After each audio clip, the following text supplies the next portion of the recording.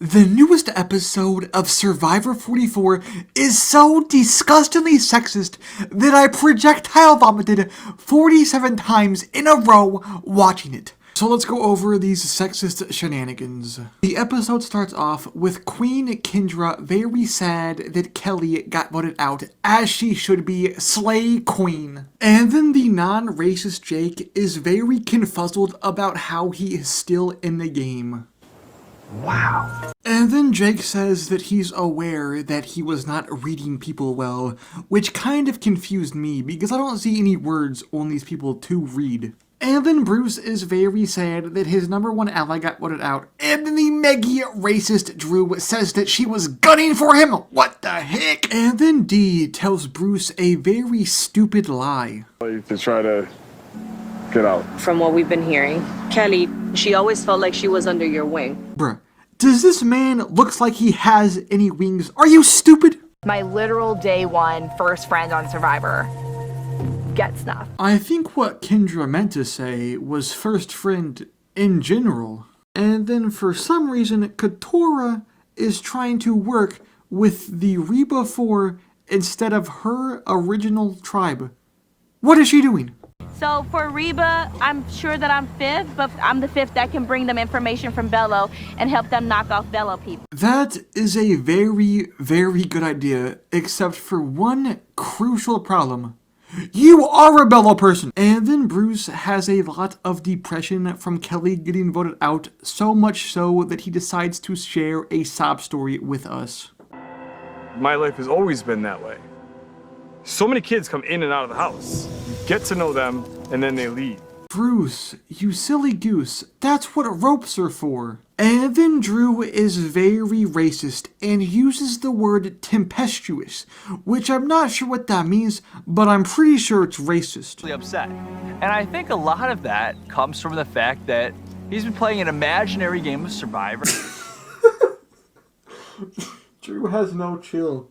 And then the very racist Emily is trying to convince Austin and Drew to vote out their close alliance member, the Mexican D. And then the colonizer Drew brings Tremel and it says, anxiety schmanxiety split into 3 tribes anxiety. Who wants to be with me?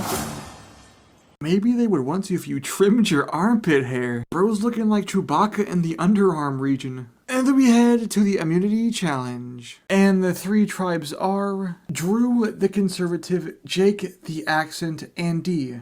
But not double D. Kendra the courageous, Bruce the revived, and whatever the old lady's name is. The idol magnet, the supposed 5th Reba member, and racist Emily. And Jeff says that there will be 3 different challenges. The first 2 challenges, the last team to complete it will be eliminated.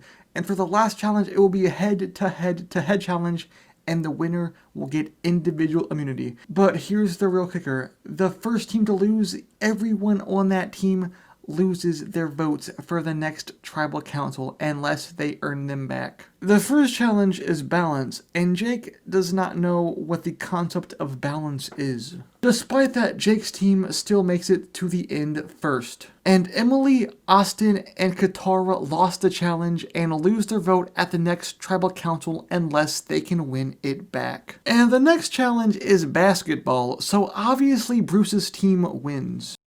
So that means it's Old Lady versus Bruce versus Kendra. And by golly gee, Bruce holds in there and wins his 2nd individual immunity in a row. This man is on fire. And then Jake is trying to form an alliance with literally anybody in the game, like anyone with a pulse.